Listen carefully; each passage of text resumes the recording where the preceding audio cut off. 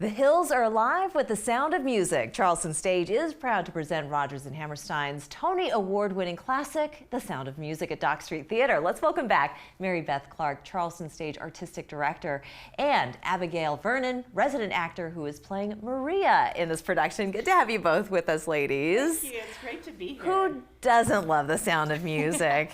I hope nobody. Yeah, I know, right? So you're directing this particular production, right? Yeah. So tell us how you're kind of making this production your own. It's been really exciting. I think, one, it's the 60th anniversary of the movie, which is what most people know. The musical has a few differences, and they're pretty lovely. There's a little tweak at the end that's a little bit different.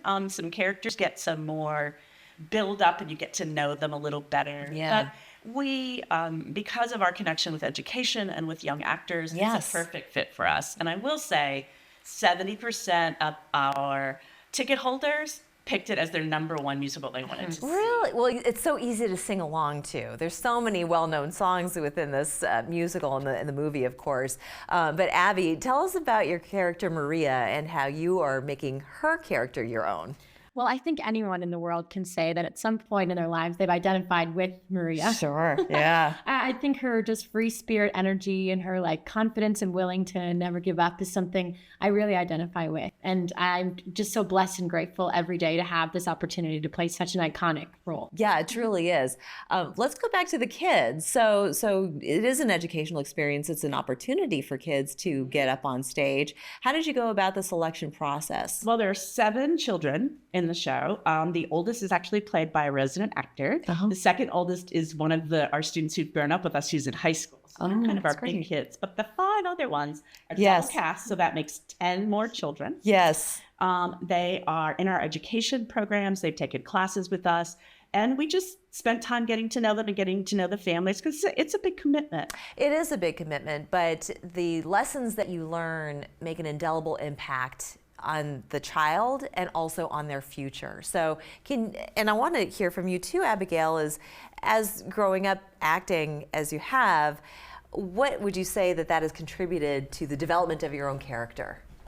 I would say, honestly, so much. It's made me more of a confident person in myself, and I think it's built so many skills, but particularly with the kids that we work with in this show, it's so wonderful because I spent the last year teaching some of them and even being able to work alongside them and mentoring them. And it's been wonderful because it's just so cool to now do this with them. That's right. It just feels like a play date almost every day. What changes have you seen in those kids?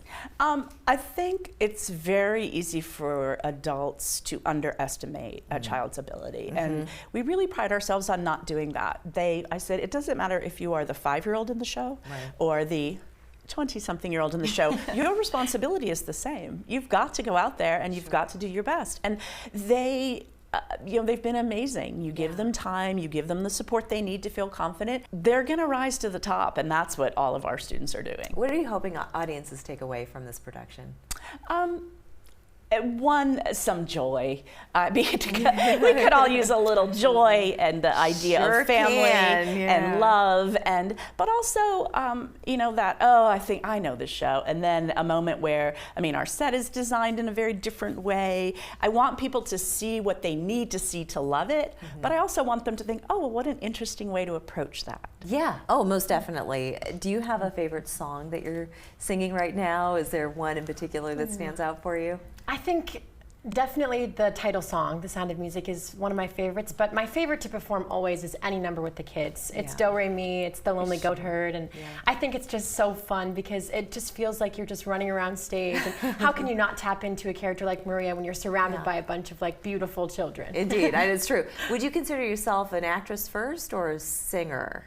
Honestly, I think since I've come here at Charleston Stage, I would say probably an equal of both. Oh, good. Oh, well, that's good to have. Do you have designs on maybe going to Broadway and furthering your That's always career? the goal, always the goal. I know, it's true. Well, they say practice, practice, practice, right? That's the only way to get to, Carnegie Hall, but also we Broadway. would take that. It's all the same, Abby would go to either very well. She would be fine.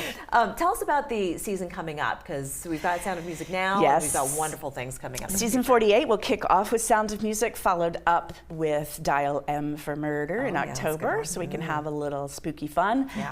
We will have our Christmas Carol return because it's such a favorite. Sense and Sensibilities, but in a slightly modern adaptation. 25th Annual Putnam County Spelling Bee, which is a super fun musical. And then we will close with Come From Away, which is a show I've been waiting to do. It was very successful on Broadway, toured really well, and is finally available for regional theaters. Fantastic. That's wonderful. Lots to look forward to for our audiences here in Charleston. Well, The Sound of Music, September 3rd through the 28th at Dock Street Theater. Make sure you get your tickets. You've also got a discount for couples too, so make sure you get those. I want to thank you both ladies for joining us. Thank you so much. Thank you. We'll be back after this.